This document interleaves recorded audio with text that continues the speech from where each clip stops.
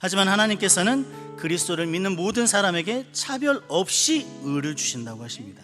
하나님께서 일방적으로, 꼭 명심하세요, 하나님의 일방적으로 은혜를 주신 것이에요. 여러분의 어떤 자격, 어떤 조건이 있었기 때문에 은혜를 주신 게 아닙니다.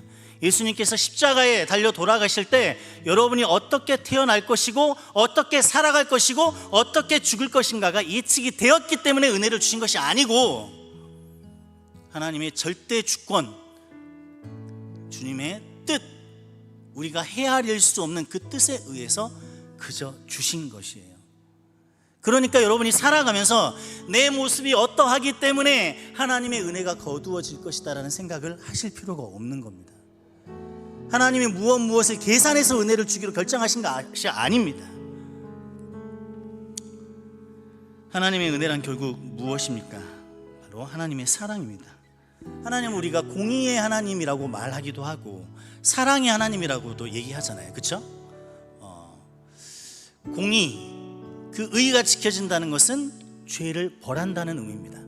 죄를 용납하지 않는다는 것이 공의를 의미하는 것이에요. 근데 사랑은 뭘 의미하는 거죠? 죄를 용서하는 것이 사랑을 의미하는 겁니다. 그래서 사랑이면 공의일 수 없어요. 공의이면 사랑일 수 없습니다. 근데 하나님께서는 공의로우시지만 사랑의 하나님이라고 우리가 얘기하죠. 양립할 수 없는 두 개의 개념이 하나님께 모두 사용이 됩니다. 어떻게 그것이 가능할까요? 그것은 바로 십자가이기 때문에 가능합니다. 하나님께서는 인간의 죄를 용납하실 수 없고 그 죄의 대가를 치르게 하셔야 되는데, 인간이 죽어서는 그 죄가 치러지지도 않습니다. 그 대가가. 그래서 예수 그리스도를 십자가에 못 박으심으로써 하나님의 공의를 드러내신 것입니다. 죄 없는 예수님을 죽이셨어요.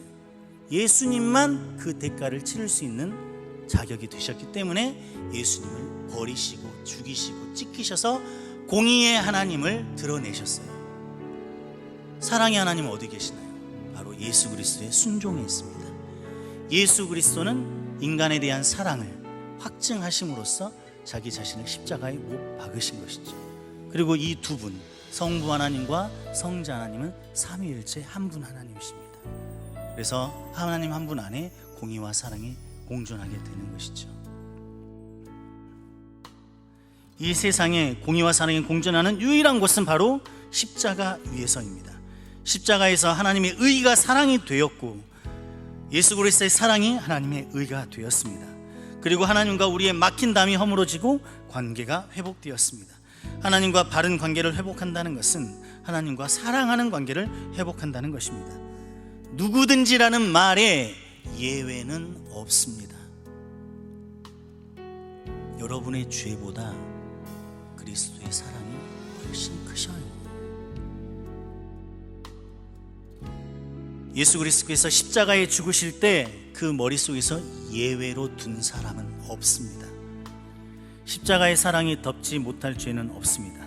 그 사랑은 인간의 이해를 초월하기 때문에, 그 사랑은, 그 능력은 우리의 이해를 초월하기 때문입니다. 그 엄청난 사랑과 능력을 우리는 믿음으로 받은 것입니다. 다만 우리가 점검해야 될 것이 있다면 예수 그리스도가 누구인지, 어떤 일을 하셨는지에 대한 지식을 믿는 것에 그치지 않고 그분이 누구신가, 어떤 일을 하셨는가로 인해서 그분을 신뢰하고 순종하는 믿음을 가지고 있느냐는 것입니다. 성경에 우리가 믿음으로 그리스도의 의, 그리스도와 연합을 얻는다는 것은 예수 그리스도에 대한 신뢰와 순종이 함께 간다는 것을 의미합니다. 오늘 여러분의 순종은 어디에서 발견됩니까? 성경을 읽고 기도하십시오. 예배의 자리를 지키십시오. 우리가 성경을 읽지 않으면, 기도를 하지 않으면 과연 내가 그리스도인이라고 할 수 있는가라고 의문을 던지셔야 됩니다. 어찌 예수 그리스도를 믿는 자가 하나님의 말씀에 관심이 없고, 어찌 예수 그리스도를 믿는 자가 성령님의 도우심을 구하지 않을 수 있겠습니까? 혼합주의, 개인주의가 만연한 한국 교회 속에서 우리는 경계해야 합니다. 성경을 읽지 않고서는 그리스도인으로 살아갈 수 없어요.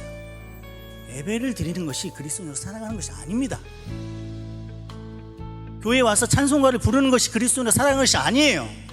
기도하셔야 돼요. 시간을 정해놓고 하나님을 부르셔야 됩니다. 우리 대청 청년부가 각자의 삶 속에서 성경 읽고 기도하는 그리스도인이 되었으면 좋겠습니다. 저 역시 앞에서 설교를 하며 가르치는 자로서 부끄러움 없는 삶을 살도록 노력하고 기도하겠습니다. 그래서 우리가 함께 우리에게 목숨을 요구하는 핍박은 없지만 내가 내 생명을 다해서 주님을 사랑하겠습니다라는 고백에 부끄럽지 않게 하나님의 말씀을 쫓고 기도하는 삶을 사는 저희들이 되었으면 좋겠습니다. 같이 기도하겠습니다.